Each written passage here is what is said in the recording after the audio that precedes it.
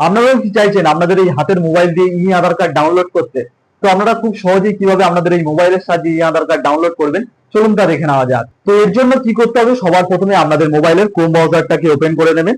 Chrome ব্রাউজারটা open করার পর Google সার্চে গিয়ে আপনাদেরকে লিখতে হবে UIDAI বলে। তো এখানে দেখুন চলে আসছে। তো এখানে আমি ক্লিক করে দিলাম।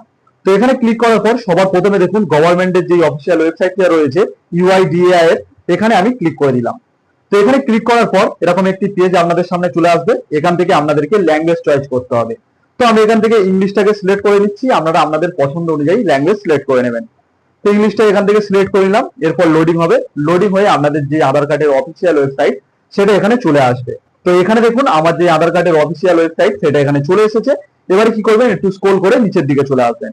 তো নিচের দিকে আসলে এখানে একটি অপশন আপনারা পেয়ে যাবেন, দেখুন গেট আধার বলে। তো এখান থেকে একটি অপশন রয়েছে ডাউনলোড আধার বলে। তো এখানে আপনাদেরকে ক্লিক করতে হবে। তো ডাউনলোড আধারে ক্লিক করার পর আপনাদের সামনে এরকম অপশন চলে আসছে। তো এখান থেকে দেখুন সবার প্রথমে আধার নাম্বার বলে যে অপশনটি রয়েছে এটা চয়েস করা রয়েছে। আপনাদের যদি আধার নাম্বার থাকে সেটা এখানে দিয়ে দেবেন, এবং যদি যারা নতুন আধার কার্ড ডাউনলোড করতে চান তাদের দেখুন ইনরোলমেন্ট আইডি নাম্বার যেটা রয়েছে ওই আইডি নাম্বারটা এখানে দিয়ে দিতে হবে।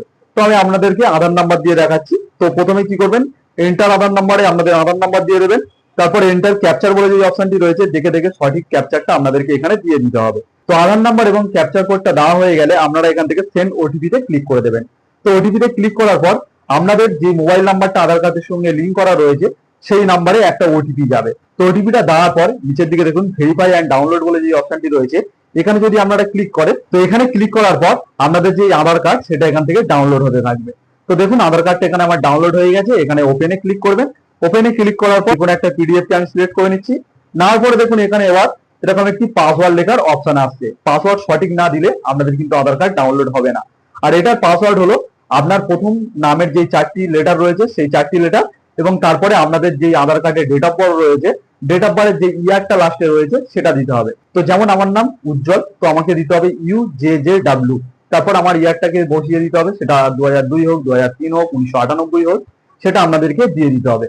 এবং যে নামের স্পেলিংটা আপনারা লিখবেন এটা কিন্তু ক্যাপিটাল লেটারে সব কটা লিখতে হবে, নাহলে কিন্তু খুলবে না। তো এই পাসওয়ার্ডটা দেওয়ার পর আপনারা যদি ওপেনে ক্লিক করেন আপনারা আপনাদের আধার কার্ডটাকে দেখতে পাবেন। তো আপনারাও খুব সহজে এইভাবে আপনাদের মোবাইলের সাহায্যে ই আধার কার্ড ডাউনলোড করতে পারবেন। তো কেমন লাগলো আজকে আমার ভিডিওটি যদি হেল্পফুল হয় অবশ্যই একটি লাইক করে দেবেন। আর এরকম ভিডিও পেতে আমার চ্যানেলটিকে সাবস্ক্রাইব করে রাখবেন।